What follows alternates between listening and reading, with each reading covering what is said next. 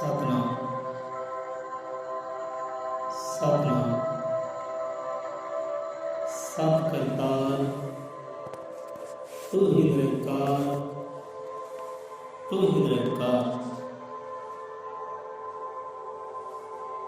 माँ को खुदा ने अजमत कमाल दी, माँ की एक दुआ ने हर मुश्किल ही टाल दी। कुरान ने माँ के प्यार की कुछ ऐसी मिसाल दी, खुदा ने जन्नत उठा के माँ के कदमों में डाल दी। वाह मेरे भगवान, वाह मेरे हक खुदा, वाह मेरे भगवान। ਧੀਆਂ ਸਮਝ ਪਨੀਰੀਆਂ ਮਾਪੇ ਫਰਜ਼ ਨਿਭਾਉਣ, ਵਾਗ ਪਨੀਰੀ ਕੁੱਟ ਕੇ ਦੂਜੇ ਥਾਂ ਤੇ ਲਾਉਣ। ਸੋ ਸਾਡੇ ਵੱਲੋਂ ਦਾਸਨ ਕੇ ਦਾਸ ਗੁਰੂ ਦੇ ਬੇਟੇ ਸੰਦੀਪ ਸਿੰਘ ਵੱਲੋਂ ਸੰਸਾਰ ਦੀਆਂ ਸਾਰੀਆਂ ਮਾਵਾਂ ਨੂੰ ਕੋਟਨ ਕੋਟ ਪ੍ਰਣਾਮ ਹੈ। ਸੰਸਾਰ ਦੀਆਂ ਸਾਰੀਆਂ ਧੀਆਂ ਨੂੰ ਕੋਟਨ ਕੋਟ ਪ੍ਰਣਾਮ ਹੈ। ਉਹ ਧੀਆਂ ਧਿਆਣੀਆਂ ਕਿ ਜਿਹੜੀਆਂ ਮਾਂ ਮਾਂ ਮਾਂ ਕਰਦੀਆਂ ਇੱਕ ਦਿਨ ਮਾਂ ਬਣ ਜਾਂਦੀਆਂ ਨੇ। ਉਹਨਾਂ ਧੀਆਂ ਧਿਆਣੀਆਂ ਨੂੰ ਕੋਟਨ ਕੋਟ ਪ੍ਰਣਾਮ ਹੈ, ਸਤਿਕਾਰ ਹੈ ਉਸ ਮਾਂ ਦਾ ਵੀ ਅਤੇ ਉਸ ਧੀ ਦਾ ਵੀ ਸਤਿਕਾਰ ਹੈ, ਪ੍ਰਣਾਮ ਹੈ। ਸੋ ਆ ਜਾਂਦੇ ਆ ਵਿਚਾਰਧਾਰਾ ਤੇ ਕਿ ਨਰ और नारी में इतना ही फर्क है। बस वो फर्क केड़ा है?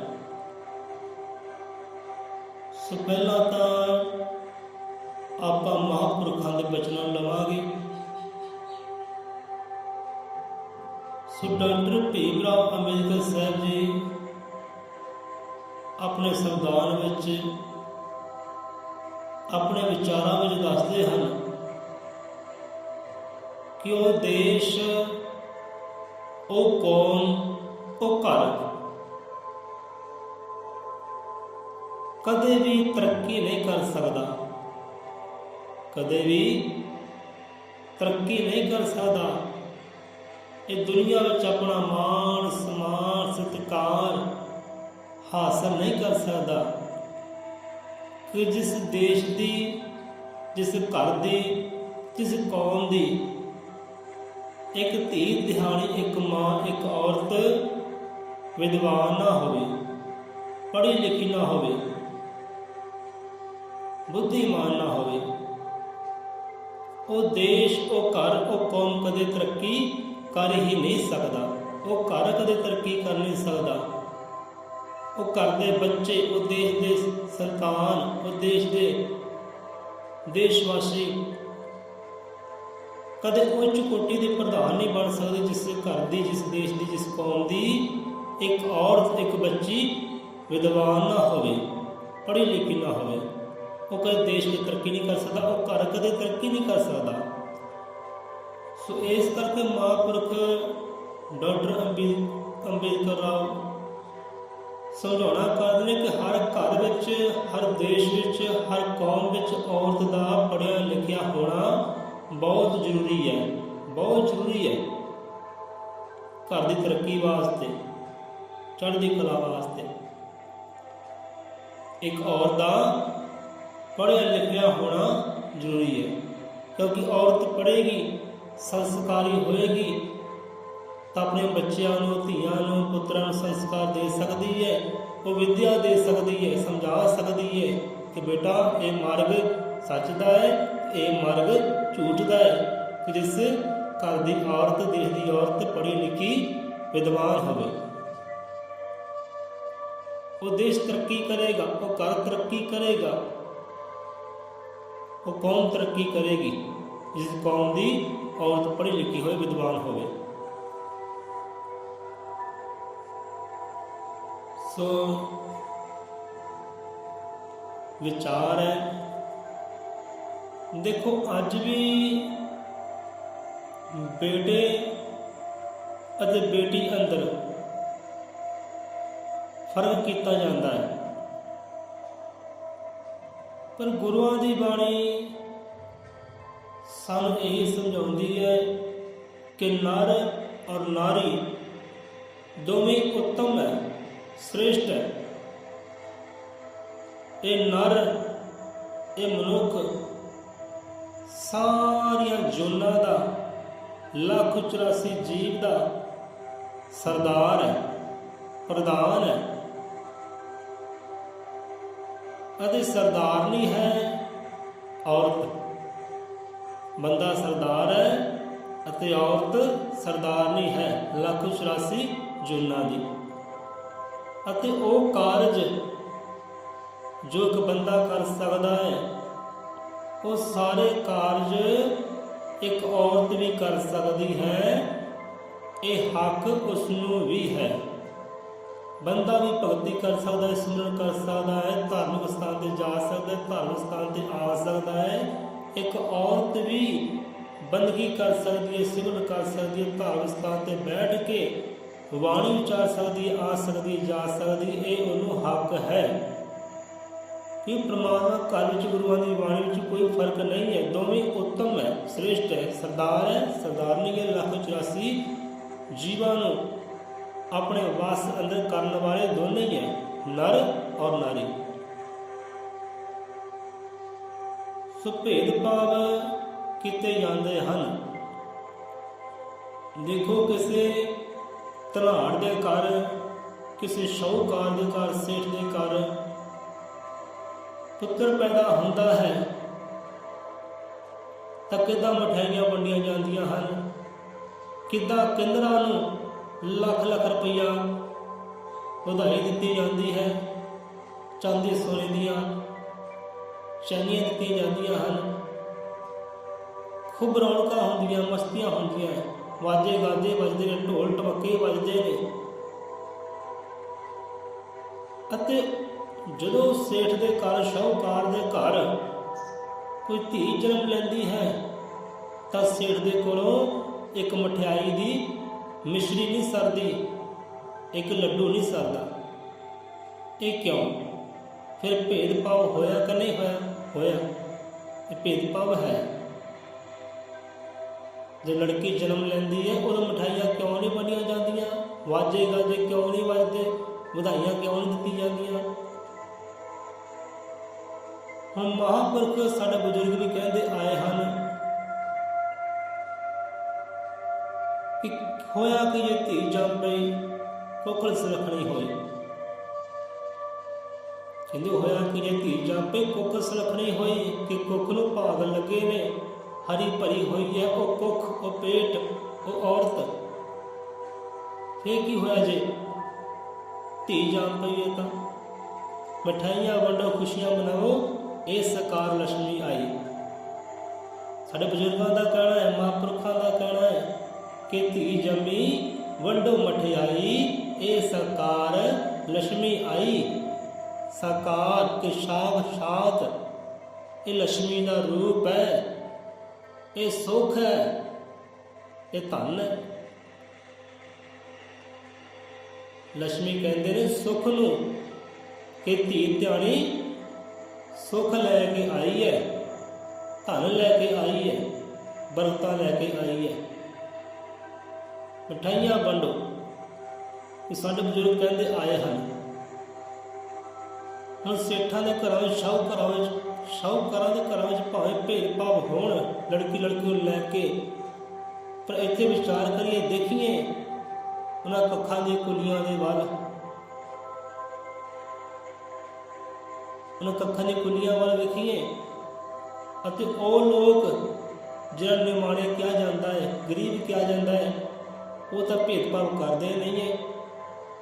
ਉਹ ਨਹੀਂ ਭੇਦਭਾਵ ਕਰਦੇ। ਜਿਸ ਭਾਵਨਾ ਦੇ ਨਾਲ, ਚਾਅ ਦੇ ਨਾਲ ਪੁੱਤਰ ਨੂੰ ਪਾਲਦੇ ਨੇ, ਉਸੇ ਭਾਵਨਾ ਦੇ ਚਾਅ ਦੇ ਨਾਲ ਧੀਆਂ ਨੂੰ ਵੀ ਪਾਲਦੇ ਨੇ। ਉਹ ਨਹੀਂ ਭੇਦਭਾਵ ਕਰਦੇ। ਭੇਦ ਭਾਵ ਨੇ। ਪਰਮਾਤਮਾ ਦੇ ਘਰ ਅੰਦਰ ਭੇਦ ਭਾਵ ਨਹੀਂ ਹੈ। ਹੁਣ ਦੇਖੋ ਇੱਥੇ ਇਨਸਾਨ ਭੇਦ ਭਾਵ ਕਰਦਾ ਹੈ ਲੜਕੇ ਦੇ ਜਨਮ ਨੂੰ ਲੈ ਕੇ। ਹੁਣ ਇੱਦਾਂ ਹੀ ਆਪਾਂ ਸੋਚੀਏ ਤਾਂ ਪੰਛੀਆਂ ਵੱਲ ਵੇਖੀਏ, ਜਾਨਵਰਾਂ ਵੱਲ ਵੇਖੀਏ ਤਾਂ ਉੱਥੇ ਭੇਦ ਭਾਵ ਨਹੀਂ ਹੈ। ਇੱਕ ਪੰਛੀ ਭੇਦ ਭਾਵ ਨਹੀਂ ਕਰਦਾ ਲਿੰਗ ਪਲਿੰਗ ਦਾ, ਇੱਕ ਜਾਨਵਰ ਭੇਦ ਭਾਵ ਨਹੀਂ ਕਰਦਾ ਲਿੰਗ ਪਲਿੰਗ ਦਾ। ਇੱਕ ਜਾਨਵਰ ਇੱਦਾਂ ਨਹੀਂ ਕਰਦਾ ਕਿ ਉਹ ਧੀ ਨੂੰ ਰੱਖਦਾ ਹੈ ਪੁੱਤਰ ਨੂੰ ਧਰਕਾਰਦਾ ਹੈ, ਜਾਂ ਪੁੱਤਰ ਨੂੰ ਰੱਖਦਾ ਧੀ ਨੂੰ ਧਰਕਾਰਦਾ ਨਹੀਂ।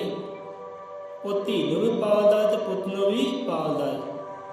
ਪੰਛੀ ਵੀ ਇੱਦਾਂ ਕਰਦਾ ਹੈ, ਜਾਨਵਰ ਵੀ ਇੱਦਾਂ ਕਰਦੇ। ਪਰ ਬੰਦੇ ਅੰਦਰ ਭੇਦ ਭਾਵ ਆ ਜਾਂਦਾ ਹੈ। ਜੇ ਧੀ ਜੰਮਦੀ ਹੈ ਤਾਂ ਉਦਾਸ ਹੋ ਜਾਂਦਾ ਹੈ, ਨਿਰਾਸ਼ ਹੋ ਜਾਂਦਾ ਹੈ। ਪੁੱਤਰ ਜੰਮਦਾ ਹੈ ਤਾਂ ਖੁਸ਼ੀਆਂ ਮਨਾਉਂਦਾ ਹੈ, ਚਾਅ ਮਨਾਉਂਦਾ ਹੈ, ਮਿਠਾਈਆਂ ਵੰਡਦਾ ਹੈ। ਇਹ ਭੇਦ ਭਾਵ ਹੈ, ਇਹ ਭੇਦ ਭਾਵ ਦੀ ਨਿਸ਼ਾਨੀ ਹੈ। ਜੇ ਪੰਛੀਆਂ ਅੰਦਰ ਭੇਦ ਭਾਵ ਨਹੀਂ ਹੈ, ਜਾਨਵਰਾਂ ਅੰਦਰ ਭੇਦ ਭਾਵ ਨਹੀਂ ਹੈ, ਤੇ ਬੰਦਿਆ ਤੇਰੇ ਅੰਦਰ ਭੇਦ ਭਾਵ ਕਿਉਂ ਹੈ? ਕਿੱਥੋਂ ਆਇਆ? ਕਿ ਤੇਰੇ ਨਾਲ ਤਾਂ ਉਹ ਪੰਛੀ ਸਿਆਣੇ ਨੇ, ਉਹ ਜਾਨਵਰ ਸਿਆਣੇ ਨੇ, ਉਹ ਨਹੀਂ ਭੇਦ ਭਾਵ ਕਰਦੇ। ਹੁਣ ਦੇਖੋ ਕਿਸੇ ਦੇ ਘਰ ਅੰਦਰ ਭੈਂਸ ਰੱਖੀ ਹੋਈ ਹੈ, ਗਾਂ ਰੱਖੀ ਹੋਈ ਹੈ, ਬੱਕਰੀ ਰੱਖੀ ਹੋਈ ਹੈ, ਅਤੇ ਬੰਦਾ ਕਹਿੰਦਾ ਹੈ ਕਿ ਰੱਬਾ ਮੇਰੀ ਭੈਂਸ, ਮੇਰੀ ਗਾਂ, ਮੇਰੀ ਬੱਕਰੀ ਗਰਭਵਤੀ ਹੈ, ਹੁਣ ਇੱਦਾਂ ਕਰੀ ਇਹਦੇ ਪੇਟ ਦੇ ਅੰਦਰ ਬੱਕਰੀ ਪੈਦਾ ਹੋਵੇ, ਇਹਦੇ ਪੇਟ ਦੇ ਅੰਦਰ ਵੱਛੀ ਪੈਦਾ ਹੋਵੇ। ਇਹ ਸੋਚ ਹੁੰਦੀ ਹੈ ਉਸ ਵੇਲੇ ਕੋਈ ਸਾਨ ਨਹੀਂ ਮੰਗਦਾ ਭੈਂਸ ਕੋਲੋਂ ਕਿ ਤੂੰ ਸਾਨ ਨੂੰ ਜਨਮ ਦੇ। ਗਾਂ ਨੂੰ ਕੋਈ ਇਹ ਨਹੀਂ ਕਹਿੰਦਾ ਤੂੰ ਬਲਦ ਨੂੰ ਜਨਮ ਦੇ, ਇਹੀ ਕਹਿੰਦਾ ਕਿ ਤੂੰ ਵੱਛੀ ਨੂੰ ਜਨਮ ਦੇ, ਭਾਵ ਕਿ ਗਾਂ ਨੂੰ ਜਨਮ ਦੇ। ਗਾਂ ਨੂੰ ਜਨਮ ਦੇਵੇ, ਕਿਉਂਕਿ ਵਾਧਾ ਹੋਵੇ, ਦੁੱਧ ਆਏਗਾ।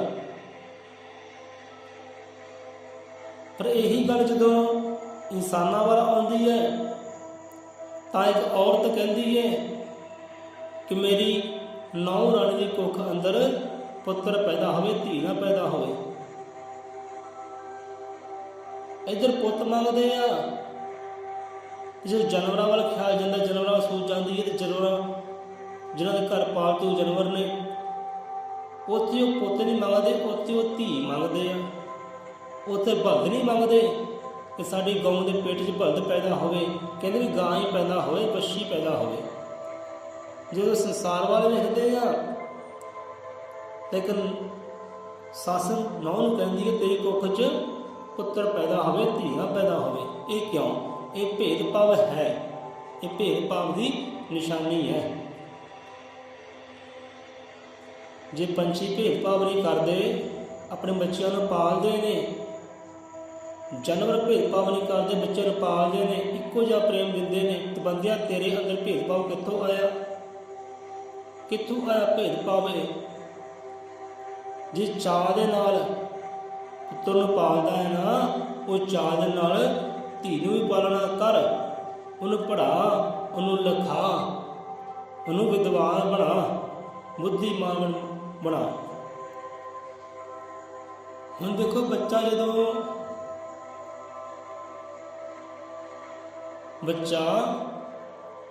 ਜਦੋਂ ਮਾੜੇ ਕਰਮ ਵੱਲ ਜਾਂਦਾ ਹੈ,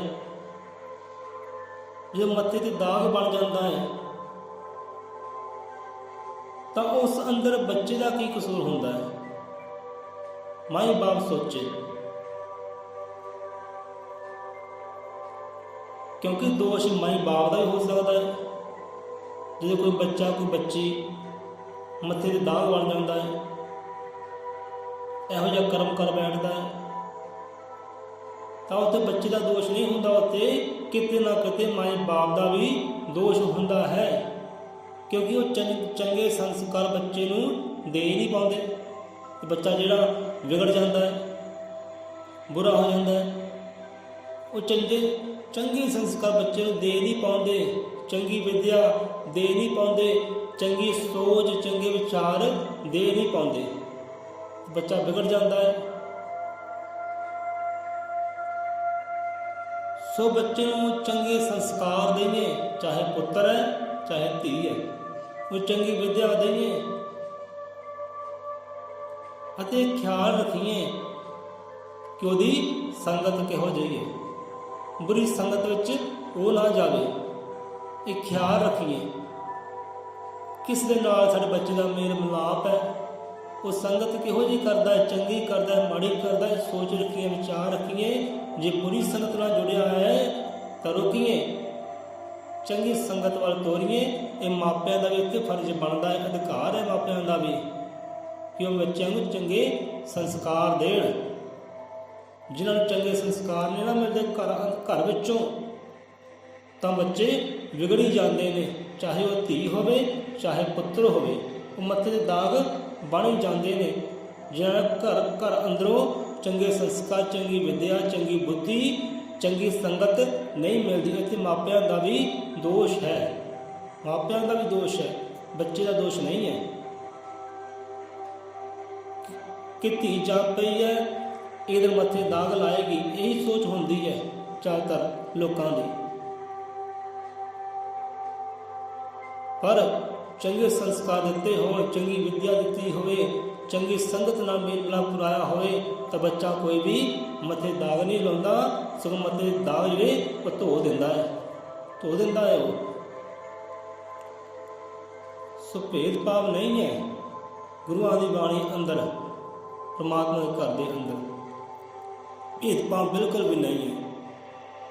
ਸੋ ਬੰਦਾ ਨਾ ਭੇਦਭਾਵ ਕਰੇ, ਬੰਦਾ ਭੇਦਭਾਵ ਨਾ ਕਰੇ।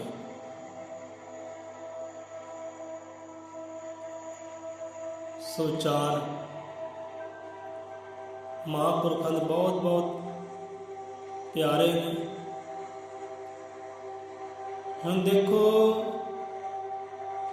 ਇੱਕ ਔਰਤ ਦਾ ਇੱਕ ਮਰਦ ਦਾ ਸੰਗਮ ਹੁੰਦਾ ਹੈ।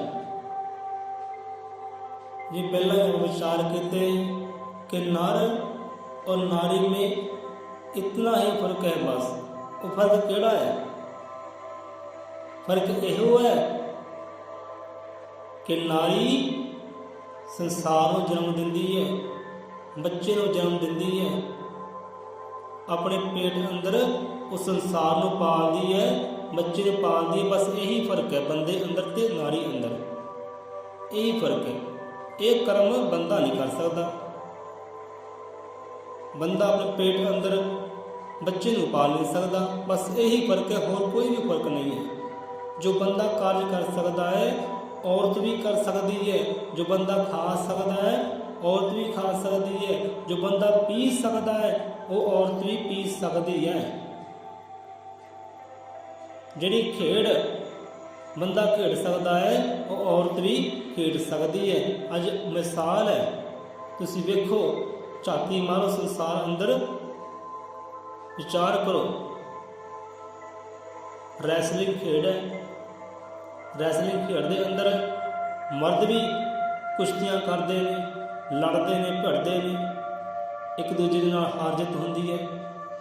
अते उत्थे रैसलिंग औरतां भी खेडदियां ने, बहुत बलवान औरतां भी रैसलिंग खेडदियां ने। इस तो वड्डी की मिसाल है? बाकी बुरी संगत की गल है, बुरी संगत विच औरतां भी पै जांदियां ने, बुरी संगत विच मर्द भी पै जांदा है। नशे विकार बंदा भी करदा ते नशे विकार एक औरत भी करदी है। जिहड़े कार्य बंदा कर सकता है औरत भी कर सकती है, कोई फर्क नहीं है। फर्क यही है कि औरत बच्चे को जन्म दे सकती है तो मर्द बच्चे को जन्म नहीं दे सकता, बस यही फर्क है। सो भेदभाव करिए खत्म। लड़की लड़के का जिहो जी विद्या सी बेटे में दिंदे आ, उहो जी विद्या उहो जे संस्कार लड़की ने भी देंगे, क्योंकि लड़की पढ़ी लिखी होएगी तो देश तरक्की करेगा, लड़की पढ़ी लिखी होएगी तो कौम तरक्की करेगा, लड़की पढ़ी लिखी होएगी एक घर तरक्की करेगा। ਹੁਣ ਦੇਖੋ, ਨਰ ਔਰ ਨਾਰੀ ਦਾ ਸੰਗਮ ਹੁੰਦਾ ਹੈ, ਮੇਲ ਮਿਲਾਪ ਹੁੰਦਾ ਹੈ ਤੇ ਸੰਸਾਰ ਚੱਲਦਾ ਹੈ, ਸੰਸਾਰ ਦੀ ਰਚਨਾ ਹੁੰਦੀ ਹੈ। ਧੀਆਂ ਸਮਝ ਪਨੀਰੀਆਂ ਮਾਪੇ ਫਰਜ਼ ਨਿਭਾਉਣ, ਵਾਂਗ ਪਨੀਰੀ ਪੁੱਟ ਕੇ ਦੂਜੀ ਥਾਂ ਤੇ ਲਾਉਣ। ਕੀ ਹੈ, ਧੀ ਧਿਆਣੀ ਇਹ ਮਾਨਵਤਾ ਦੀ, ਸੰਸਾਰ ਦੀ ਇੱਕ ਪਨੀਰੀ ਹੈ, ਇੱਕ ਬੀਜ ਹੈ, ਇੱਕ ਬੀਜ ਹੈ। ਧੀ ਧਿਆਣੀ ਇੱਕ ਬੀਜ ਹੈ, ਪਨੀਰੀ ਹੈ ਸੰਸਾਰ ਦੀ, ਮਾਨਵਤਾ ਦੀ, ਜੋ ਸੰਸਾਰ ਨੂੰ ਜਨਮ ਦਿੰਦੀ ਹੈ, ਆਪਣੇ ਕੁੱਖ ਅੰਦਰ ਬੱਚੇ ਨੂੰ ਜਨਮ ਦਿੰਦੀ ਹੈ। ਸੋ ਨਰ ਅਤੇ ਨਾਰੀ ਦਾ ਮੇਲ ਮਿਲਾਪ ਹੁੰਦਾ ਹੈ, ਸੰਗਮ ਹੁੰਦਾ ਹੈ, ਤਦ ਇਹ ਕਾਰਜ ਸੰਭਵ ਹੁੰਦਾ ਹੈ। ਅਤੇ ਜੇ ਨਰ ਅਤੇ ਨਾਰੀ ਦਾ ਮੇਲ ਮਿਲਾਪ ਨਾ ਹੋਵੇ, ਸੰਗਮ ਨਾ ਹੋਵੇ, ਤਾਂ ਸੰਸਾਰ ਦੀ ਰਚਨਾ ਹੈ ਨਹੀਂ, ਸੰਸਾਰ ਦੀ ਰਚਨਾ ਹੋ ਹੀ ਨਹੀਂ ਸਕਦੀ, ਹੋ ਨਹੀਂ ਸਕਦੀ ਸੰਸਾਰ ਦੀ ਰਚਨਾ। ਇਸ ਕਰਕੇ ਇਹ ਸੰਗਮ ਜੋੜਿਆ ਹੈ, ਇਹ ਬੰਧਨ ਜੋੜਿਆ ਹੈ, ਪ੍ਰੇਮ ਦਾ, ਮੁਹੱਬਤ ਦਾ, ਸੰਸਾਰ ਨੂੰ ਚਲਾਉਣ ਵਾਸਤੇ ਪ੍ਰਮਾਤਮਾ ਨੇ ਬੰਧਨ ਜੋੜਿਆ ਹੈ। ਇਹ ਇੱਦਾਂ ਹੀ ਜੁੜਿਆ ਰਹਿਣਾ ਚਾਹੀਦਾ ਹੈ, ਜੁੜਿਆ ਰਹੇਗਾ। ਦੋਨਾਂ ਦਾ ਸੰਗਮ ਹੁੰਦਾ ਹੈ, ਫਿਰ ਹੀ ਸੰਸਾਰ ਦੀ ਰਚਨਾ ਹੁੰਦੀ ਹੈ, ਫਿਰ ਹੀ ਸੰਸਾਰ ਦੀ ਰਚਨਾ ਹੁੰਦੀ ਹੈ। ਸੋ ਹੱਸਦੇ ਰਹਿਣ, ਵਸਦੇ ਰਹਿਣ, ਘਰ ਪਰਿਵਾਰ, ਦੇਸ਼ ਪ੍ਰਦੇਸ਼ ਦੋਨੇ ਉੱਤਮ ਹੈ, ਨਰ ਵੀ ਉੱਤਮ ਹੈ ਤੇ ਨਾਰੀ ਵੀ ਉੱਤਮ ਹੈ। ਹੁਣ ਦੇਖੋ, ਉਹ ਔਰਤਾਂ, ਹੁਣ ਬਾਣੀ 'ਚ ਵੀ ਗੱਲ ਆਉਂਦੀ ਹੈ ਕਿ ਬੱਚਿਆਂ ਦੇ ਬਾਝੋਂ ਦੁਨੀਆਦਾਰੀ ਕਾਹਦੀ ਹੈ, ਘਰ ਗ੍ਰਸਤੀ ਕਾਹਦੀ ਹੈ। ਜਿਸ ਦੇ ਘਰ ਧੀ ਨਾ ਹੋਵੇ, ਕੋਈ ਬੱਚਾ ਨਾ ਹੋਵੇ, ਉਹਨੂੰ ਆਪਾਂ ਘਰ ਗ੍ਰਸਤੀ ਕਹਿ ਨਹੀਂ ਸਕਦੇ, ਦੁਨੀਆਦਾਰੀ ਕਹਿ ਨਹੀਂ ਸਕਦੇ। ਭਾਵੇਂ ਮਰਦ ਹੈ, ਤੀਵੀਂ ਹੈ, ਜੇ ਘਰ ਅੰਦਰ ਬੱਚਾ ਨਹੀਂ ਨਾ, ਚਾਹੇ ਧੀ ਨਹੀਂ ਚਾਹੇ ਪੁੱਤਰ ਨਹੀਂ, ਉਹ ਘਰ ਗ੍ਰਸਤੀ ਨਹੀਂ ਹੈ, ਉਹ ਦੁਨੀਆਦਾਰੀ ਨਹੀਂ ਹੈ। ਸੋ ਘਰ ਅੰਦਰ ਚਾਹੇ ਬੱਚੀ ਹੋਵੇ ਚਾਹੇ ਬੱਚਾ ਹੋਵੇ, ਇਹੋ ਜਿਹੇ ਜੀਵ ਹਨ ਜਿਹਨਾਂ ਕੋਲ ਕੱਲੀ ਧੀ ਹੈ, ਕੱਲਾ ਪੁੱਤਰ ਹੈ। ਚਲੋ ਘਰ ਗ੍ਰਸਤੀ ਤਾਂ ਹੈ ਨਾ, ਦੁਨੀਆਦਾਰੀ ਹੈ ਨਾ। ਸੋ ਬੱਚਿਆਂ ਦੇ ਬਾਝੋਂ ਕਹਿਣ ਦਾ ਭਾਵ ਘਰ ਗ੍ਰਸਤੀ ਨਹੀਂ ਹੈ, ਬੱਚਿਆਂ ਬਾਝੋਂ ਦੁਨੀਆਦਾਰੀ ਨਹੀਂ ਹੈ। ਅੱਜ ਵੀ ਇਹੋ ਜਿਹੀਆਂ ਔਰਤਾਂ ਨੇ ਜਿਹਨਾਂ ਨੂੰ ਲੋਕ ਤਾਨੇ ਮਾਰਦੇ ਹੈ, ਮਿਹਣੇ ਮਾਰਦੇ ਹੈ, ਕਲਸ਼ਣੀ ਕਹਿੰਦੇ ਹੈ, ਜਿਹਦੀ ਕੁੱਖ ਦੇ ਅੰਦਰ ਕੋਈ ਧੀ ਨਹੀਂ ਜੰਮਦੀ, ਜਿਹਦੀ ਕੁੱਖ ਦੇ ਅੰਦਰ ਕੋਈ ਪੁੱਤਰ ਨਹੀਂ ਜੰਮਦਾ। ਇਹੋ ਜਿਹੀਆਂ ਔਰਤਾਂ ਵੀ ਹਨ ਇਸ ਸੰਸਾਰ ਦੇ ਅੰਦਰ, ਨਹੀਂ ਤਾਂ ਤਾਨੇ ਖਾਂਦੀਆਂ ਨੇ, ਉਹ ਤਰਸਦੀਆਂ ਨੇ ਕਿ ਸਾਡੇ ਘਰ ਧੀ ਪੈਦਾ ਹੋ ਜਾਏ, ਦੁਨੀਆ ਤੇ ਨਾਵਾਂ ਰਹਿ ਜਾਏ, ਸ਼ਾਨ ਰਹਿ ਜਾਏ, ਮਾਣ ਰਹਿ ਜਾਏ, ਕੋਈ ਵੱਧ ਸੀਸ ਨਾ ਦੇਵੇ, ਕੋਈ ਕਲਸ਼ੀ ਨਾ ਕਵੇ। ਇਹੋ ਜਿਹੇ ਲੋਕ ਹਨ।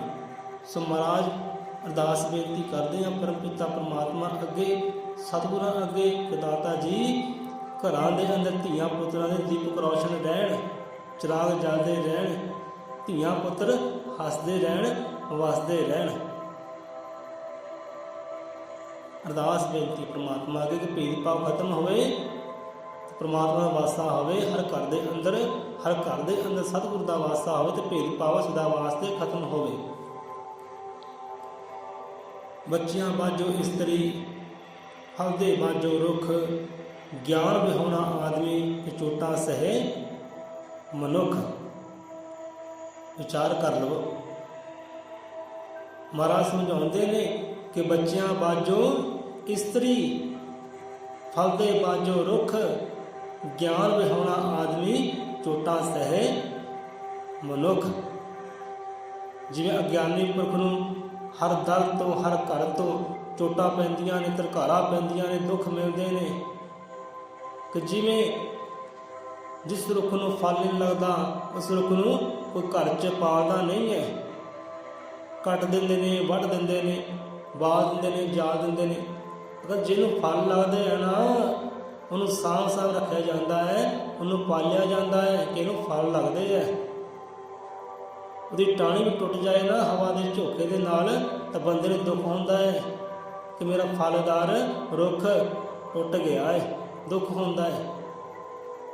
ਇਸ ਤਰ੍ਹਾਂ ਔਰਤ ਹੈ, ਔਰਤ ਦੇ ਅੰਦਰ ਧੀ ਨਾ ਹੋਵੇ, ਕੋਈ ਪੁੱਤ ਨਾ ਹੋਵੇ, ਬੱਚਾ ਨਾ ਹੋਵੇ ਤਾਂ ਲੋਕ ਵੀ ਉਹਨੂੰ ਚੋਟਾਂ ਮਾਰਦੇ ਨੇ, ਦੁੱਖ ਦਿੰਦੇ ਨੇ, ਕਸ਼ਟ ਦਿੰਦੇ ਨੇ, ਤਾਨੇ ਮਾਰਦੇ ਨੇ। ਸੋ ਮਹਾਰਾਜ ਇਹਨਾਂ ਤਾਨਿਆਂ ਤੋਂ ਬਚਾਵੇ, ਇਹਨਾਂ ਦੁੱਖਾਂ ਤੋਂ ਬਚਾਵੇ, ਇਹਨਾਂ ਚੋਟਾਂ ਤੋਂ ਬਚਾਵੇ। ਇੱਕ ਧੀ ਨੂੰ, ਇੱਕ ਮਾਂ ਨੂੰ, ਇੱਕ ਪਤਨੀ ਨੂੰ। ਬੱਚੀਆਂ ਬਾਝੋ ਇਸਤਰੀ, ਫਲ ਦੇ ਬਾਝੋ ਰੁੱਖ, ਗਿਆਨ ਵਿਹੂਣਾ ਆਦਮੀ, ਚੋਟਾ ਸਹੇ ਮਨੁੱਖ। ਜਿਵੇਂ ਦੇਖੋ ਪੰਛੀ ਭੇਦਭਾਵ ਨਹੀਂ ਕਰਦੇ ਆਪਣੇ ਬੱਚਿਆਂ ਅੰਦਰ, ਜਾਨਵਰ ਭੇਦਭਾਵ ਨਹੀਂ ਕਰਦੇ ਬੱਚਿਆਂ ਅੰਦਰ, तो बंदा भी समझ करे, अकल करे, बुद्धिमान बने, वो भी अपने धी अंदर ते पुत्र अंदर भेदभाव ना करे ते उस निरंकार नूं परमात्मा नूं जान ले, पहचान ले, महसूस कर ले अपने बच्चियां अंदरों, अपने परिवार के जियां अंदरों। सतगुरु सतगुरु सतगुरु।